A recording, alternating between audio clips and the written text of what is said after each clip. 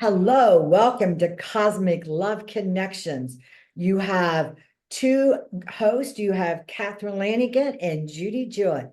And thank you for being here. How are you, Catherine? I'm just great today, Judy. Thank you for having me here again. I just truly enjoy our chats. This is so great.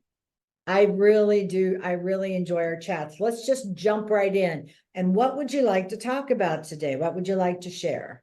What I would like to talk about are timelines. My book is called Angel Timelines, but I want to talk about the whole concept of timelines and time, where we are today in our world with time.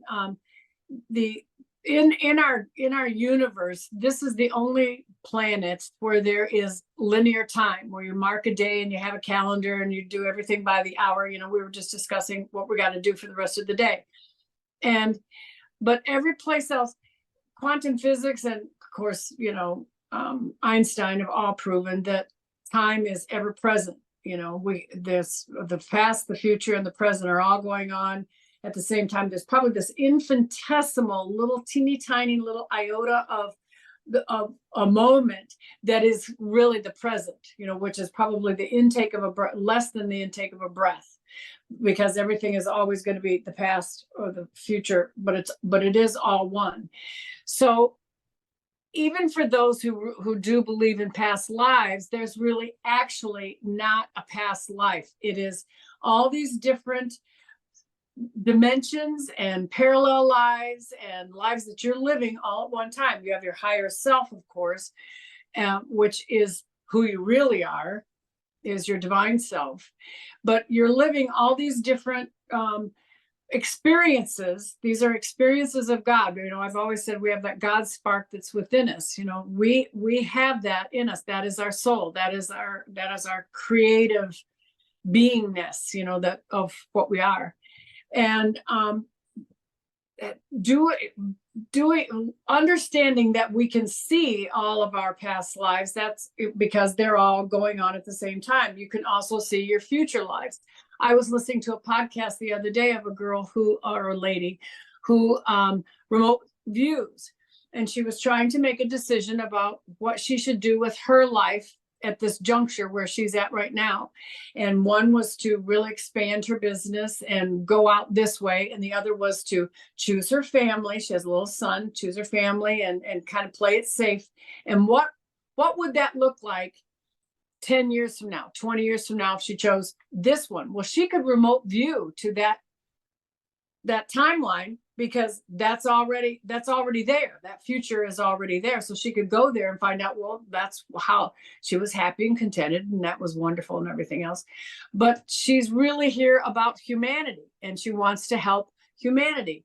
So when she went to the other timeline, where she really put herself out there and really had to spend more time away from the family, away from the house and all that kind of thing, she saw what that life would be like in 20 years. So as we all start finding out all of our different talents and psychic abilities that we have, psychic talents, we can all do the same thing. And those timelines are choices. Now, the world right now is in such chaos, and but I want everyone to understand that, this place that the earth and society and communities and governments and everything is in, we're all in these cycles. We're in a whole lot of cycles. As we discussed earlier, before we were recording, the astrological aspects right now for the United States is we have the same astrological aspects as we had in 1776, which was when our country was founded. The founding fathers came up with our Constitution, the Declaration of Independence, and we had the War for Independence from Great Britain. Well, that timeline, that is a timeline, and but that is also a cycle. That's that particular cycle, the Enlightenment period. Well, the other cycles that are going on now are climactic. I can remember my uncle back in the 50s when I was a little girl. He said, you have to understand, we went to the beach this is the story. We went to the beach. I was probably about 5 or 6 years old, and I said, "The water is so much lower than it was last year, and we don't have it. We don't have, we have a lot more beach than we had, last year. The water was higher." And my uncle explained to me that our lake are glacier lakes, and they're on a 7-year. They're spring fed, and they're on a 7-year cycle. And there's a 7-year cycle, and a 70-year cycle, a 700-year cycle, a 7,000-year cycle in climate. But there's also a 26,000-year cycle. There is a 35,000-year cycle. There's a 500,000-year cycle when different things happen. Some of them, as you know, were when the poles shifted. A million. What was a 1,000,005 BC or something like that. And the woolly mammoth was, quick frozen with food in his belly, right? So because I've been to the Chicago Museum of History, and that mammoth is in that museum. So I've seen that guy, and so I know he's there. So we are also in one of those cycles. The galactic center is at 26 degrees Sagittarius. That is also a cycle. We've found. Archaeologists have found civilizations.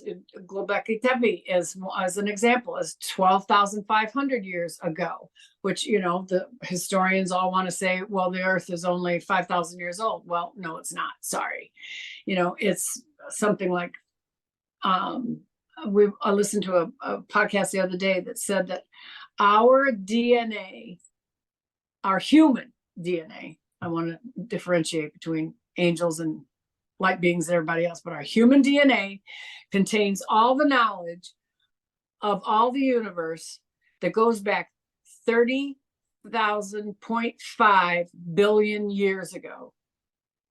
That's how much information we have in us. Whenever you want the answer, it's inside you. You can access whatever it is you need to, you don't have to buy the encyclopedia like my dad did, but it's all there. But all these cycles that we are experiencing, from the weather to the thinking processes, we're coming into the age of Aquarius, where our technology is just zooming faster than any of us can keep up. It was hard enough for me to learn to use an iPhone. Now we've got all kinds of other stuff going on. So all of this creates chaos within us. So we're all living in the middle of this chaos, and then at the same time, we have. But there are 40 elections that are going to take place at the same time this fall all around the world. So not just our government, not just the United States, but all these other governments are all choosing new leaders. So of course, there's a whole lot of emphasis on the solar eclipse, that it has a lot to do with government and leadership. Well, of course it does. Even though it's going right through the United States, it still has an effect worldwide. All of it affects the whole world, So it's not just like, oh, gee whiz, it's just going to happen in Kerrville, Texas, or wherever the X is. I don't know where the X is. But so these timelines, when each person, we all have the choices. When we say we want you to be positive about your thinking and think about what you want your future to be, that future that you're really thinking about and you're planning, and I don't care what, what do you see for your family? I want to see freedom from control for my grandchildren, and my granddaughter is now, dating a really nice young man, and they probably will get married and have some children. Well, now I'm going to have great-grandchildren. And I want to know that my great-grandchild is going to live in a land of freedom and free countries. Where are those anymore? We don't know. We're being governed at this time by people who are never an elected official. There are all kinds of WHO, the UN. We didn't elect any of those people. Think about it. There wasn't. Whether the election is fake or manipulated or whatever, we didn't elect them. But they're making all kinds of rules about my life and my granddaughter's life and my great granddaughter's life whenever she comes along. So when you choose, you're going to choose between these two major choices, the positive one and the negative one. Are you going to, is that choice that you're making right now to have less and less freedom, to be more central? A more centralized government means more and more controlled by the government. Look at the Chinese, not that I'm being political or anything, but that's just a fact. These are facts. The Chinese people, there was a video that's out this, if a Chinese person jaywalks across the street, they are caught on camera, and then their bank account is docked a certain amount of money because they have walked across the street. If they do it more than once, then jaywalked across the street, it's docked 2 times, and then they're locked out of their bank account. Now that's control, and that's what centralized banking, centralized government holding over your banking and all of your money. Your money is given to you by the government. You go to work, but your money comes from the government, and they have control over everything that you have. If you buy, you cannot buy too much food. You can't buy too much sugar or too much, soda pop or all that kind of thing. So it's controlling where you spend your yen and dollars or whatever. So those are choices. When you keep choosing more and more freedom, and you keep making those positive choices to create the best possible life that you can have for yourself, and be the best possible person that you can be, which is love, joy, peace, happiness, kindness to others, respect for other human beings, respect for the earth itself. Every time you take a bag of plastic out to be recycled, that's making a positive choice. You don't have to be, trying to change the world or become a pastor and sing all of your thoughts and ideas from a pulpit. Each one of these small things, it doesn't seem like a lot, but it really is. You are helping Mother Gaia every day that you do something to keep the earth clean, growing your own food, even if it's, I grow all my little herbs. I don't have a big garden. I can't rake anymore, especially after I broke my arms. And I found that out the other day. We cleaned up some leaves and everything in the backyard. Not a good decision. This was not a positive choice. I can tell you it was not a positive choice. So all of those things, just those things alone really do make a difference. And that difference goes out to the collective, and that love that you have. You are showing respect for Mother Earth each time that you recycle. You are showing respect for the universe and our fellow human beings to help create a new world that is a place where we all want to live and thrive. We want to thrive. We don't want to just exist. Right. We want to thrive. Yes, and I agree. And I want to go back to the timelines, if I may. What I love about it is you brought the relationship of the timelines of thousands of years ago, right? You brought them that are in the last 100 or 200 years or 300 years. And as you talked about the timeline that we each are. So what I teach in Real Healing Methods is you live in now. Everything you have is now. Anything you remove is in the now time. Your future is now. Right. Your past is now. So I want to take that a step farther, because as you said, as we're awakened, there's so many different degrees of awakening, and no one is better than anybody else. And so if you hear of things during the eclipse, or you hear of things happening of the world that has a negative twist to it, you might want to close your eyes and take a deep breath and ask, is that true or not? Your higher self is going to tell you if that information is true or false. So when we talk about being in the timeline of love and joy, and you get bombarded all the time with so much negativity, right? And you're being told, well, this is going to happen, and this is going to happen, and this is the most important thing. And Catherine said it, because we don't really live in linear times, it's linear time. We think we do, but we don't. Okay. Right. And everything is in the now. And do you want to harmonize with the love? Then you have to not take on the negative energy. And when you find that you're in fear, you've got to bring yourself back to love. That's right. And so in the timeline of love, Catherine, I have something I would like for you to do for us. Okay. Okay.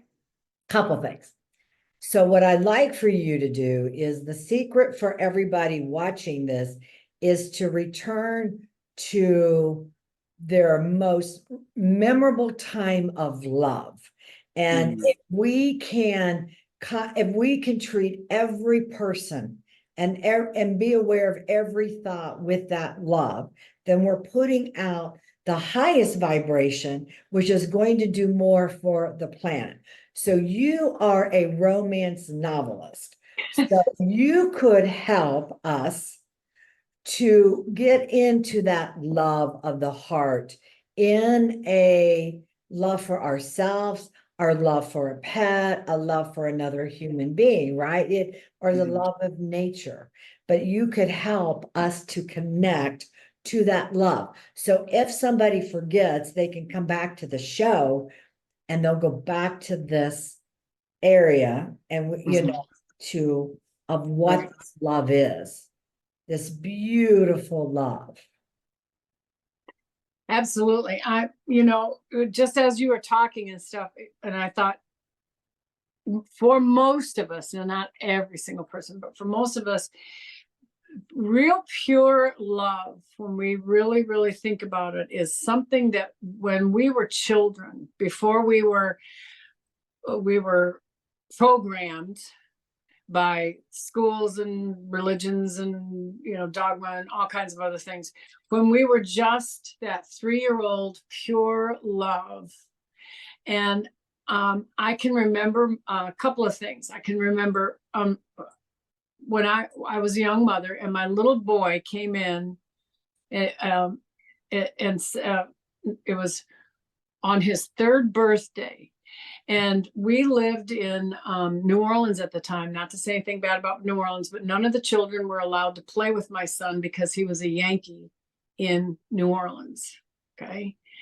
But anyway, I gave a birthday party for him. And I went around to all of the houses and said, please let your son or let your daughter come to the birthday party. I have gifts for every child for them to take home. And I was broke at the time. It wasn't like, I could afford little presents for all these kids. But anyway, all the children did come with their moms. They brought them in. And that little boy came to me and just said, "Oh, Mommy, thank you for having all these people come to be with me." Now that moment of pure love, and he went around and just 3 years old, just went around and hugged every child, even though they had been shunning him since the day we had moved in, which had been 1.5 years by that time, and wouldn't play with him. On that day, he hugged every single person and just thanked them, walked them all to the door, and made sure they had their presents. And he was the perfect little host. I thought, well, what happened? He grew up to be like 25 years old and he's only 3, But that was that moment of pure love. And I believe that every person's got one of those kind of moments. And then for myself, when my sister was dying, she said, "Do you remember when I was only about 3 years old and we, Mom and Dad, we went to Cincinnati and we were in a hotel, and I was 8. I would have been 7 or 8 years old." And she said, Mother wouldn't let me have the chocolate mint that came after the dinner. And we went to the bathroom and she said, "You gave me your chocolate mint." And she said, "And I've never forgotten it." Now, that's what she was saying on that moment. Now, I mean, there were so many things that my sister did. She was absolutely pure love, but I've always thought of that was, here were these two children, and that was that moment that, I mean, she died only a few days later, and that was the incident that she remembered.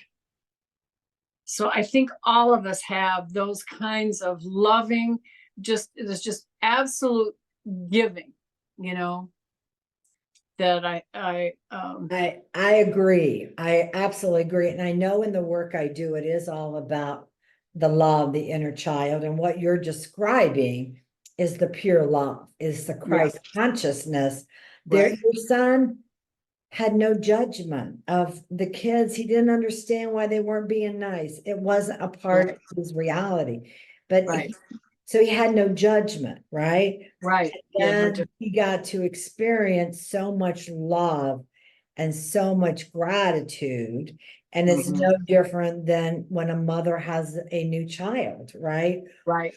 A newborn baby, or we go back, especially if we're light workers and we do the work, we go back to that time when we were young, when all we knew was love. Right. You may not feel like you experienced love. Right. It may not have shown up as love, your memories, but it's there. It is there. It is a beautiful time for everyone to awaken to the memory of the love that they are, because it's there for everyone. No one is left out. Everyone has the spark of the creator. We all Yes, we do. have the love. Every one Yes, of we us. do. Yeah. We do. And unfortunately, sometimes it is the pain and suffering, that stay in our mind instead of the love. And all you got to do is go within that energy. And I do that through real healing methods. And I teach people how to do that in my certification program, and how to be able to go right into the DNA, into the cells, into the memories, into the patterns and imprints, and release it. And then all you have is love, because that's all that was really there in the beginning, right? That's right. That's all that was there to start with. And love is so sacred, is when you're on a walk and you see a deer, or you see a squirrel or a bird or a butterfly. Oh, yeah. That everybody can experience that, or stop, as the Buddhists do in mindfulness, is you just stop and you pay attention to the wind, to the grass, to the flowers, to the trees. Because when you do that in the now, you will experience the magic. Yes, you will. Yes, you And will. everyone can do that, even now. We can all do this now, because we have a choice, right? On the timeline we want to be on. Do we want to be on the timeline of people trying to sell a propaganda story of pain and suffering, or harm? Or do we want to be in the love and trust the love, right? Trust the universe. That's right. We have to trust. It doesn't matter what you do or what you've done. Everybody still has to learn how to have faith. Yes. And by the way, that came to my mind because I read that today in your book, Angel's Timeline. So if I may I go to this for a minute? Your book? Okay. Sure. So I love your book, by the way. Oh, thank you. I love it. And it is, well, good, because I downloaded it from the angels. I didn't write it, they did. yeah. And I feel that so many people have the stories and memories of a miracle, of something different. It would be great, Catherine, if they could share their story, right? And I think more and more stories of hope and love would be a great thing. The one story in here of about the timelines, I'm sorry, I went off on, started to tell what it was, and then I start going into your whole book. It's towards the end. I've got it marked. So I am so sorry that I did that. My special angel. No, that wasn't the one.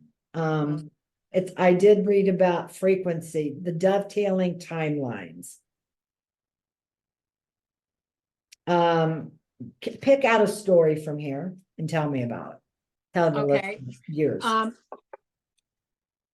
Well, probably the most important one, the one that I've gotten a lot of really great reviews, but the one that's just blown everybody the most is the 10,000 angels. And this was just before did I tell this on the last show, the 10,000 angels, or not? Well, it doesn't matter. You Okay. might have in one of the shows, but we didn't really go into the depths like you did the book. So Okay. Okay. The 10,000, this was in August of 2019, because the COVID was just beginning on the East Coast, New York and stuff, in November, December of 2019. Well, anyway, in August, I was asleep in my bedroom. I heard a knock on my bedroom door, and I woke up because I thought, who would be knocking on my door? I'm sleeping, the house is all locked and everything. And it was Jesus. And not that this was unfamiliar to me, but I mean, but I didn't say, oh, you again, And so he said, Catherine, wake up. And I woke up, and that was Jesus. And he said, come follow me. And I said, okay. And I got up out of the bed, and we went to the front door, and he said, now open the front door. And I've always said that my action of come follow me and then open the front door are signs of surrender to him being my master, him being my leader, my master. So I opened up the front door, and now we live across from the golf course, and there in 3 chairs was Saint Michael the Archangel, another angel, and then my deceased husband. And my deceased husband just turned around and just smiled at me. And then Archangel Michael said, look over there, look down there. Now, straight down from this window behind me is a fairway that's almost a mile long and just goes on and on and on and on and on. And halfway down the fairway were 10,000 angels, wing to wing, glowing. They were humming and singing in that high-pitched, gorgeous sound frequency that they make. I mean, there's not a singing bowl that can even come close to how they sounded. It was just amazing. I mean, really, really beautiful. And they, all had white robes on, white wings touching each other, and their feet were just above the ground. They hovered just above the ground. Their feet were not on the grass, but just above the ground, maybe about that far off the ground. And all they said was, we are here. That's all they said. And I was like, okay, we're here, fine. And anyway, then everybody disappeared. I went back to my room, and I was like, okay, what was that all about? Now, I had heard the story of Jesus saying, don't you think that my Father would give me legion upon legion upon legion of angels if I asked for them, meaning 10,000 angels. So I knew that there was, and I'd seen pictures that were depictions of the angels, but that didn't look like that. It didn't feel like it. It was just amazing. There was light everywhere. Well, then later, when I started analyzing it and everything, I went, all right, now what does we are here mean?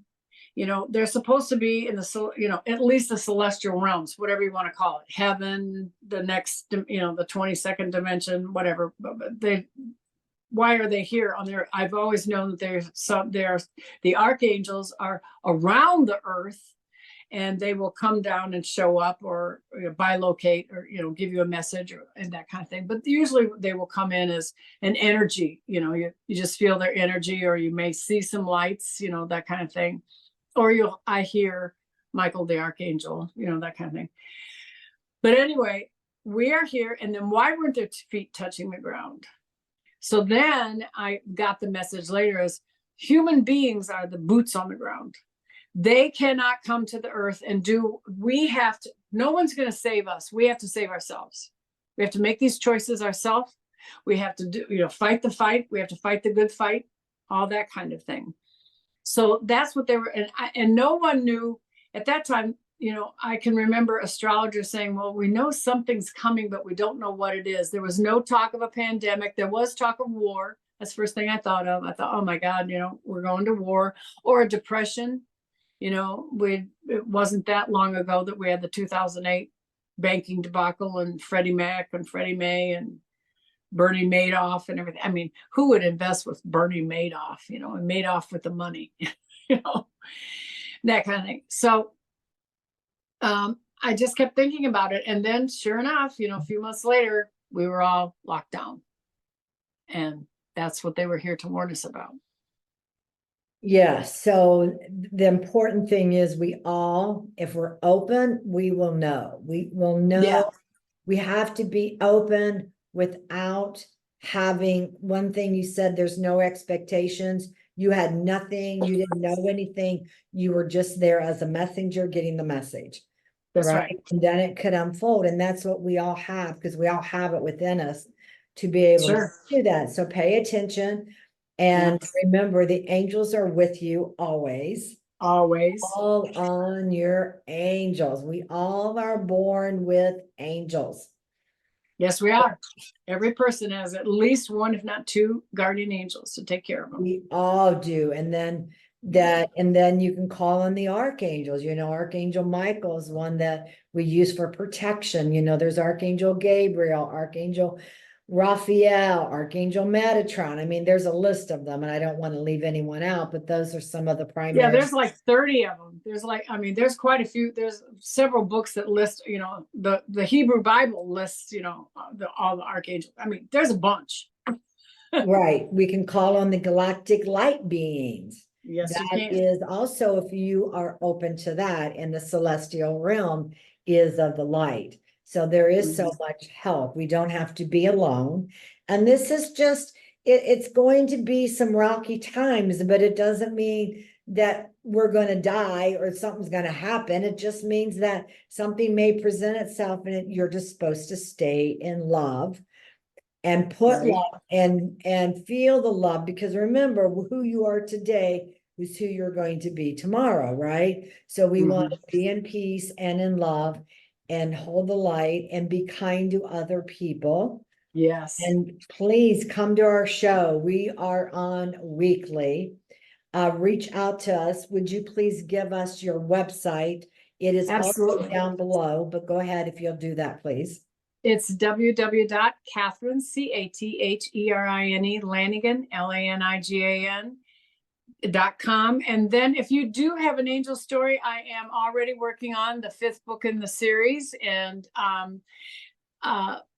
send that to my email at Lanigan, LANIGAN, 1 @gmail.com. I do want your stories. There are stories from people who have sent them to me, and I will contact you. I will email you. We will discuss your story, and if we've got something going, I will put it in the book.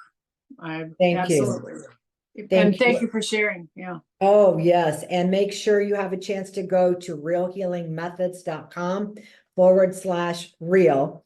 And that will take you to learn more about the healing modality that will help you and will help soften and help you to stay in that peace and love, and anything that's blocking it, it'll remove it. So that's realhealingmethods.com/real. If you forget the real /real, it's okay, because you'll still go and learn more about what I do and what I can do for you, or how I can help you. So with that, thank you very much. Now, Catherine, can we share a little bit about the topic of the next show that they want to make sure that they hear? And then the next show, I really would like to talk about some visitations from angels that have come to me and what they said about this time that we're in right now. Oh, I would love that. And we talked about sharing some prayers. Yes, and we want to share, and we do have some prayers we want to share with you. So I think they would be very interested in our next show. All right. With that, thank you very much.